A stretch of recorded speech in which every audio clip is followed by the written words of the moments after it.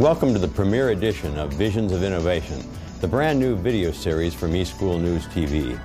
Watch this show and you'll meet some of the field's most fascinating EdTech visionaries, the people working today to shape the education and technology you'll use tomorrow. It's exceedingly appropriate that we begin this video series with two innovators acclaimed in knowledgeable circles as visionaries of visual learning. Our guests today are Andrew Schlessinger, CEO of Library Video Company, and Tim Beekman, President, Safari Video Networks, a division of Library Video Company. Together, they are transforming the way schools and teachers deliver visual content, and more importantly, the way students acquire knowledge and enhance their achievement.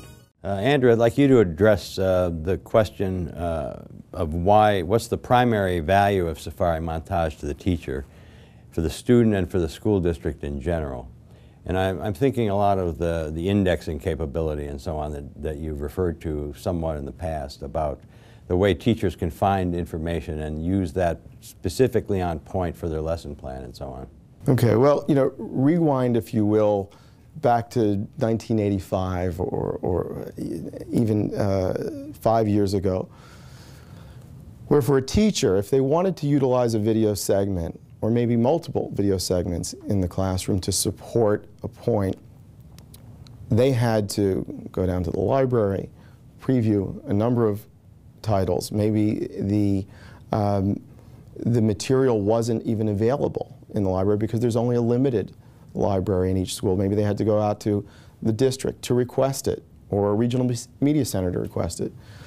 So even the process of planning was cumbersome for the teacher. Now the teacher has the full library at their fingertips. They've got every title at the same time. Oh, one of my favorite stories is that on every holiday, on May the 5th, every teacher in an elementary school is after the same Cinco de Mayo title, and they fight over it. Now, of course, with a digital delivery system, there's simultaneous access to every title. So from the teacher's perspective, things are far easier. And that, of course, translates to the student. So the student is getting the visual learning, if you will, on demand in a seamless fashion and enjoying the benefits to the teacher. So it's the old bits versus atoms. When you go to the library and take the book out, the book is gone, but when you take the video file away, the video file stays where it was, so somebody else can use it. And including the video file, remember there's other attachments and other items that might be there. There could be a teacher's guide, a quiz, other pieces that are very important for the process. So the teacher not only getting the video or the video could be tied to a state standard, which obviously is critical, but they're also going to get other items associated to that visual medium. Tim, do your customers tend to be school districts with low bandwidth or high bandwidth wide area networks? I think they're a mixture of both. You take a Baltimore County, you've got low bandwidth, you've got T1s to every school that already used at 80% before we were ever there. So they can't send video over there. You take a Plano with 10 gigabits or an Allen with 10 gigabits. I mean, they have all kinds of bandwidth. But quite frankly, they both have the same ultimate need, and that is they need to deliver it on demand, quickly, efficiently, and know that they're going to be able to manage it, whether it's a high-speed network or a low-speed network. So a great example would be Baltimore, is they create curriculum from an instructional level at the district. They need to be able to deliver those playlists at night, that data, not just the videos, but all the data that goes with that to the instruction of every school in Baltimore County. And Baltimore County is utilizing WAN Manager in an environment that we originally envisioned as the way to use Safari Montage most effectively. So what they're doing is actually having teams of educators there create playlists. They're in each discipline creating playlists at a district level and sharing those playlists throughout to every teacher so that they will drive an entire curriculum in 07-08 that is multimedia based and easy to implement.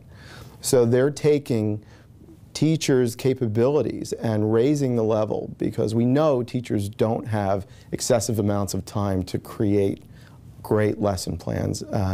So the district is finally able to deliver that to them in a way that really impacts what they do. That's how Baltimore County is using it.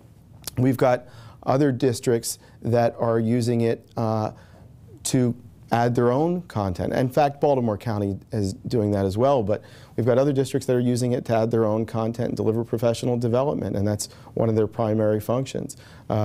There's so many ways to implement Safari Montage. Tim, what would you say? I think another very, very important piece here is that we're all into testing, right? Yeah. Testing's the whole deal. And since that's the whole deal, when we test our students, we pre-attest those students, what is the outcome? We know the area of weakness. So if you look at the sites that we're integrating Safari Montage, that they're creating content, what they do is create a refresher process on the weakness.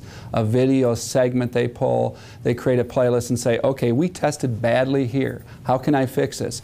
They can get that information out instantly, where in any other environment, what is it, 2-3 months to get it out to the schools. Not only get it out to the schools, but then teach the students or teachers how to use it, how to implement that content. It's almost instant. Created, sent out, the next day they have it. So for reinforcing things that we're trying to get the students through in visual medium, we can bring that data to them instantly. Baltimore County is a school district that we're very familiar with because the superintendent there, Joe Hairston, is a 2005 eSchool News Tech Savvy Superintendent Laureate. And so we've admired his technology leadership for some time. I think the thing that strikes me about that is that they are really involving the entire faculty in the process of using this. And like any other kind of technology, the buy-in that they get from the faculty, the teachers, and the administrators is really what enhances, amplifies the video and any other kind of technology, actually. Andrew, you've developed some very accessible demos and visual material that people can use to understand what Safari Montage is. Why did you do that? And just tell me a little bit about what's available. Oh, you're speaking about the promotional videos that we do to describe the product. Well, I'm a video guy. So when we go in and do a presentation to a school district, we like to use video. And so we've produced videos to really get the point across about a product that is really so broad in so many ways, and where we can more effectively teach people about our product utilizing video than we can through conversation, written materials, and a full demo, which can take a long time to really get the point across. So what we've done is we've integrated and taken advantage of our own production skills and created some videos to make the point of what is digital media management, what is digital rights management, what is the point of delivering video over a wide area network in a low bandwidth or a high bandwidth environment. These are not concepts that are easily explained without the use of visual learning, if you will. Well, you've done a marvelous job of making that easy to understand and fun to watch. They have beginning, middle, and end, and they're actually entertaining. So I'd encourage anybody who can to see one. Well, Wan Man's our newest superhero.